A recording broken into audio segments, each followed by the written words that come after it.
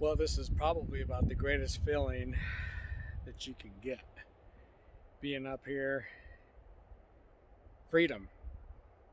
Freedom away from all the BS in this world. Everything from the news to world events to your own job, anything and everything. That does not include family life, of course. Family life is good. But up here today, that's Mount Loafer behind me there. I've been up there a few times. But as I'm up here, I just keep thinking to myself that it is almost like looking for a needle in a haystack when it comes to hunting for these things or seeking for these beings out here. And yet there's countless people who are having encounters every year, not only statewide but nationwide, worldwide, and a lot of those encounters are just chance encounters. But I still hold true to the fact that the more I'm out here, the better my chances are. And I hold true to that because it'll never happen if I just sit home and do absolutely nothing with my time. I enjoy being out here. The serenity and the quiet, the wind moving through the trees and everything. There's just nothing better. Being out here solo, being out here by yourself to think and not so much meditate or anything like that, but to reflect back on who you are and the objective at hand. It's interesting though because the storm's moving in. It's supposed to be colder this weekend in the mid 60s, higher 50s. Towards the end of May, that's weather around here for you. But I literally, I flew my drone out here. I love flying that thing because I get a great aerial view of places that I think I want to hike down into or hike up into, and gives me kind of a better idea as far as navigation and how I want to approach my expeditions when I'm out there hiking around. I've been glassing downward from where I'm at. Boy, again, it goes back to just what I said. There's just so much. It's so vast out here. It just, it blows my mind away. This is just one small section. This is just one small area. And again, it's almost like a needle in a haystack. It doesn't matter how many there are out there. The bottom line is, you almost have to fall back on just it being a chance encounter.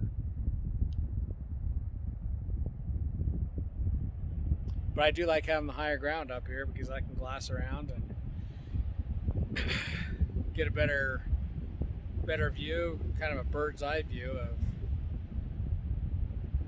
what's below me, and even more so with that drone. It's interesting, I was talking to another gentleman last night, and I think for the most part those people who do know of me or about me understand and realize that this just isn't something that I take lightly. It's something that I really enjoy, and I've invested 100% into it, and the content and the expeditions, the drone footage, all that stuff is to hopefully one day solidify in my mind the reality of and the validity of what it is that people are seeing out here. But it's interesting because I've had people such as last night, this gentleman who approached me and we got talking about incidences that they've had up in the Idaho area, near Blackfoot area. Obviously that's a reservation up in there, and just some strange things that they've had or encountered while on their elk hunts and bear hunts and what have you. And it's just fascinating because you soon realize that there's a lot more people out there when you start talking to them who legitimately heard or seen or have had some sort of encounter where at the time they couldn't explain it, but yet coming across me or having looked into the subject matter, then that bell kind of goes off in their head that, oh yeah, it did seem weird at the time. That does kind of correspond with what other people have said or have heard, and it's just really neat.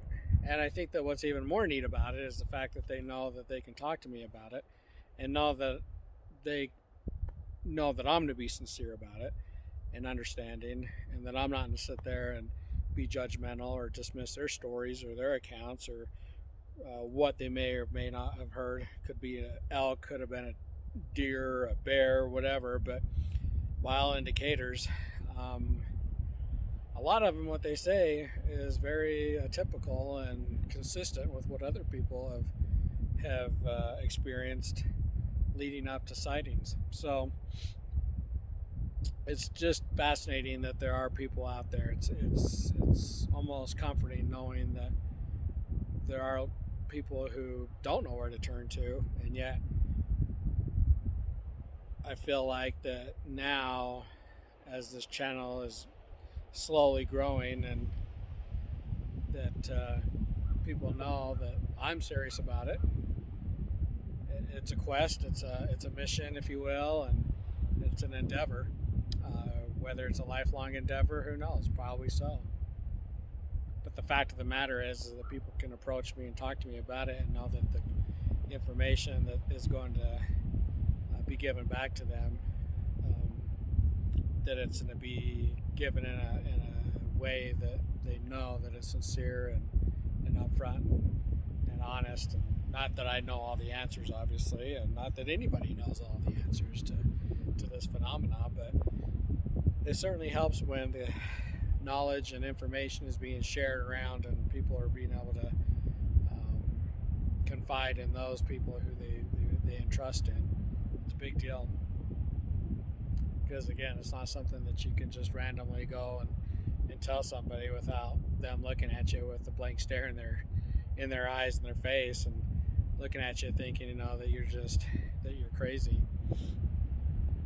It just goes to show, that it's okay to seek out those things that you don't understand, and if there's not understanding to it, it's okay to look for answers.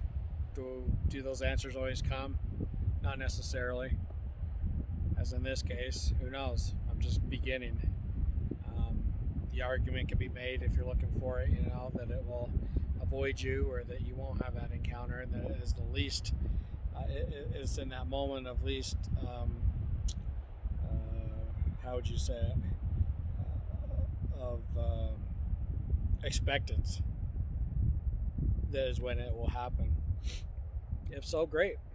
If I'm out here intentionally looking for it and I hear or come across something and see it, even better.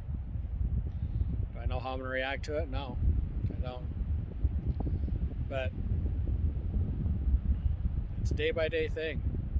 Like I said, if anything, the only benefit, if there is one, is just being out here solo and taking in the beauty and the amazing views that there are to offer up here in these mountains.